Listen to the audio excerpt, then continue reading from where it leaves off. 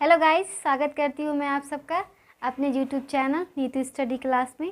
तो जैसा कि गाइस पार्ट 2 में हमने दांत के बारे में यानी टीथ के बारे में पढ़ा था और उसमें हमारी टंग यानी जीभ रह गई थी। तो आज हम आपको जीभ के बारे में थोड़ा जानकारी देंगे। तो जो हमारी जीभ होती है यानी टंग, तो इसका डाइजेशन में कुछ ज़्यादा इम्पॉर्टेंट रोल नहीं होता। तो जो जीभ होती है हमारी, उसका केवल एक ही काम होता है, वो होता है स्वाद बताना। जैसे हम कुछ भी खाते हैं तो वो हमें बताती है कि ये खट्टा है, मीठा है, कड़वा है, कैसा है। तो जो हमारे जीभ में दाने होते हैं ऊपरी भाग में और नीचे भाग में, उसे हम इंग्लिश में टेस्ट बड्स यानी कि हिंदी में स्वाद कलियाँ बोलते हैं। जो ये होती हैं वो हमें स्वाद का आभास दिलाती हैं। तो जैसे जीभ का जो हमारा आगे का भाग होता है उससे हमें मीठे का, और जो हमारे पीछे का भाग होता है उससे हमें तीखे यानी कड़वे का, और जो साइड में होता है उससे हमें खट्टे का स्वाद होता है। तो जीभ जो हमारी होती है वो हमें केवल स्वाद का ही आभास दिलाती है। तो अब हम पढ़ेंगे, जैसा कि हमने दांत और जीभ दोनों के बारे में आपको जानकारी दे दी है। अब हम पढ़ेंगे आहार नाल का पहला भाग यानी कि मुख गुहा, जिसे हम इंग्लिश में माउथ कैविटी, ओरल कैविटी या फिर बक्कल कैविटी, इन तीनों में से कुछ भी बोल सकते हैं, जो भी आप। तो आइए हम समझते हैं मुख गुहा यानी कि बक्कल कैविटी। तो जो हमारी मुख गुहा होती है इसमें 3 जोड़ी लार ग्रंथियाँ पाई जाती हैं। लार ग्रंथि को हम इंग्लिश में क्या बोलते हैं? Salivary gland. ठीक है। तो जो हमारी मुख गुहा यानी कि जो बक्कल कैविटी होती है इसमें 3 जोड़ी लार ग्रंथियाँ पाई जाती हैं। जो हमारी पहली ग्रंथि है उसे हम बोलते हैं सबलिंगुअल ग्लैंड्स, दूसरी होती है उसे बोलते हैं सब मैक्सिलरी ग्लैंड्स, और जो हमारी तीसरी होती है वो होती है पैरोटिड ग्लैंड्स। तो जो हमारी पैरोटिड ग्लैंड्स होती है वो हमारी लार ग्रंथियों में सबसे बड़ी लार ग्रंथि होती है। और जो हमारी पैरोटिड ग्लैंड्स होती है, सांप में जहर का कारण यही ग्रंथि होती है, सांप में जहर। तो जो हमारी पैरोटिड ग्लैंड होती है, सांप में जहर का कारण यही ग्रंथि बनती है। अब हम समझते हैं मतलब कि इन ग्रंथियों में जो एंजाइम पाए जाते हैं जो हमारे डाइजेशन में हमारी हेल्प करते हैं वो कौन कौन से हैं। तो इसमें ये 4 प्रकार के एंजाइम पाए जाते हैं। जो पहला होगा वो हमारा लाइसोजाइम, दूसरा टाइलिन, डाइजेस्टेस, और जो हमारा लास्ट है वो हमारा म्यूकस। तो हमारी जो सैलिवरी ग्लैंड्स होती हैं इसमें 4 प्रकार के एंजाइम होते हैं। पहला होता है हमारा लाइसोजाइम। तो जो हमारा लाइसोजाइम एंजाइम होता है इसका काम क्या होता है? ये जीवाणुओं को नष्ट करता है। यानी कि खाना खाने वक्त खाने के माध्यम से जो बैक्टीरिया हमारे टमी में यानी हमारे स्टमक में चले जाते हैं उनको नष्ट करने का काम कौन सा एंजाइम करता है? लाइसोजाइम। तो हमारा जो लाइसोजाइम है, देखिए जो भगवान थे उन्होंने हमारी बॉडी को बहुत ही मतलब सोच विचार के बनाया, ताकि इंसान अगर बॉडी की कैपेसिटी के अगेंस्ट भी अगर वो खाना खाता है तो उसे मतलब खाने के साथ जो बैक्टीरिया भी खा लेता है तो उसे नष्ट कैसे करते हैं, इन्होंने इन सब का चीज़ बना के रखा।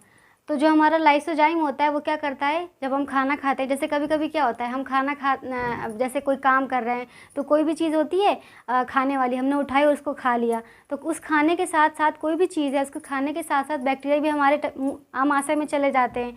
तो जो लाइसोजाइम होता है वो यही काम करता है कि जो एंजाइम है वो हमारे जो पेट में जो बैक्टीरिया चले जाते हैं उनको नष्ट करने का काम करता है। तो अगला हमारा एंजाइम है टाइलिन और डायस्टेज। जो हमारे एंजाइम टाइलिन और डायस्टेज होते हैं इन दोनों का काम एक ही होता है। वो क्या करते हैं? स्टार्च का पाचन। स्टार्च हमारा क्या होता है? मंड। इसको हम बोल सकते हैं कि किसी भी अनाज का जो ऊपरी भाग होता है उसे हम स्टार्च यानी कि मंड बोलते हैं, उनका पाचन करता है। एग्जाम्पल देती हूँ, जैसे आटा होता है, हम आटा को कितना भी छान लें उसमें चापर रहता ही रहता है, और चापर का रहना भी बहुत ज़रूरी है। चापर नहीं रहेगा तो जो हम रोटी खाएंगे वो सही से डाइजेस्ट नहीं होंगी। जैसे मैदा है तो मैदे की रोटी हम 4 से 5 ही खा सकते हैं, इससे ज़्यादा अगर खाएंगे तो वो डाइजेस्ट भी नहीं कर पाएंगे। पर उसी जगह अगर हम आटे की मतलब गेहूं की रोटी खाएंगे तो हम 4, 5, 6 से भी ज़्यादा खा सकते हैं और उन्हें डाइजेस्ट भी कर सकते हैं। तो जो हमारा टाइलिन और डाइजेस्टेज एंजाइम होता है वो स्टार्च यानी मंड का पाचन का काम करता है। इसके बाद जो हमारा लास्ट एंजाइम है वो है म्यूकस। म्यूकस का क्या काम होता है? वो भोजन को चिपचिपा बनाता है, यानी कि भोजन को मुलायम बना, ताकि वो हमारी ग्रास नली यानी कि ऑइसोफोगस से आसानी से नीचे हमारे स्टमक यानी आमाशय में चला जाए। तो म्यूकस का काम क्या होता है? वो हमारे भोजन को चिपचिपा बनाता है यानी मुलायम बनाता है, ताकि वो हमारी आहार नाल में हमारी ग्रास नली में आसानी से चला जाए। तो समझ में आया? अब आप लोगों ने पढ़ा कि जो हमारी बक्कल कैविटी होती है उसमें 3 जोड़ी लार ग्रंथि होती हैं। पहली होती है सबलिंगुअल ग्लैंड्स, दूसरी सब मैक्सिलरी और तीसरी पैरोटिड जो कि सांप में जहर का कारण होती है। और इसमें 4 प्रकार के एंजाइम होते हैं, लाइसोजाइम, टाइलिन, डायस्टेज और चौथा होता है हमारा म्यूकस। इन चारों के वर्क भी हमने आपको बता दिए हैं। अब हम पढ़ेंगे दूसरी हेडिंग, ग्रास नली, जिसे हम इंग्लिश में बोलते हैं ओइसोफोगस। तो नेक्स्ट हमारी हेडिंग है ग्रास नली यानी कि ओइसोफोगस। ओइसोफोगस को हम हिंदी में क्या बोलते हैं, ग्रास नली। तो हमारी जो ग्रास पाइप देख रहे हैं ये वाला, ये जो मोटा है ये हमारी क्या होती है, ये ग्रास नली होती है। ठीक है, इससे क्या होता है, हमारा खाना हमारे आमाशय तक, यहाँ तक पहुँचता है।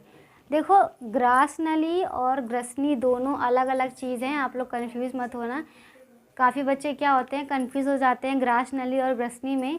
तो जो हमारी ग्रास नली होती है उससे खाना हमारे आमाशय में जाता है, और जो ग्रसनी होती है उससे सांस अंदर जाती है। यहाँ पर एक साइड में एक छोटा सा ऐसे ही एक और पाइप टाइप का होता है, उसे हम इंग्लिश में विंड पाइप बोलते हैं और हिंदी में हम उसे बोलेंगे ग्रसनी, जिसके माध्यम से हम मुंह से सांस लेते हैं। ठीक है, तो जो हमारी ग्रास नली होती है, जो हमारा मतलब ओइसोफोगस होता है, इसमें डाइजेशन नहीं होता। आप इसको गलत मत समझना, इसका मतलब है इसमें डाइजेशन नहीं होता,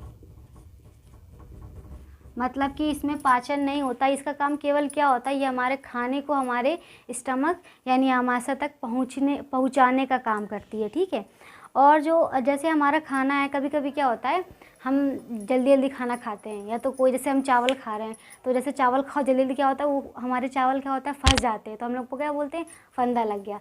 तो वो इसीलिए खाना हमें वैसे भी जल्दी जल्दी नहीं खाना चाहिए, आराम से खाना चाहिए।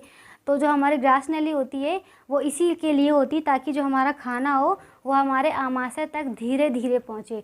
तो जैसे जब हमारा म्यूकस हमारे खाने को चिपचिपा कर देगा, तो जो हमारा खाना होगा वो सॉफ्ट हो जाएगा, और जब वो आहार नाल में जाएगा तो बहुत धीरे धीरे से हमारे आमाशय तक जाएगा। तो जो धीरे धीरे गिरने की क्रिया होती है उसे हम क्या बोलते हैं, पेरिस्टेंसिस यानी कि क्रमानुकुंचन। क्रमानुकुंचन यानी कि धीरे धीरे भोजन गिरने की क्रिया को ही क्रमानुकुंचन कहते हैं। क्योंकि अगर हमारा भोजन बहुत जल्दी जल्दी हमारे पेट में जाएगा, जल्दी जल्दी जाएगा, तो वो नुकसान करेगा हमारी बॉडी के लिए। इसीलिए जो ग्रास नली होती है वो हमारे भोजन को बहुत ही आसानी से हमारे स्टमक यानी आमाशय तक पहुँचाती है। आई होप गाइस आपको बक्कल कैविटी और ओइसोफोगस बहुत अच्छे से समझ में आया होगा। तो मिलते हैं नेक्स्ट वीडियो में, जिसमें हम आपको बताएंगे आहार नाल के सेकंड और थर्ड पार्ट, यानी कि जहाँ पर हमारा डाइजेशन ख़त्म होता है हमारी स्टमक और सब स्मॉल इंटेस्टाइन में। तो मिलते हैं नेक्स्ट वीडियो में। सो गाइस, अगर आपको ऐसी वीडियो देखने के लिए मेरे वीडियो को लाइक करिए, चैनल को सब्सक्राइब करिए और शेयर ज़रूर करिए, और हाँ, बेल आइकन ज़रूर प्रेस करिएगा।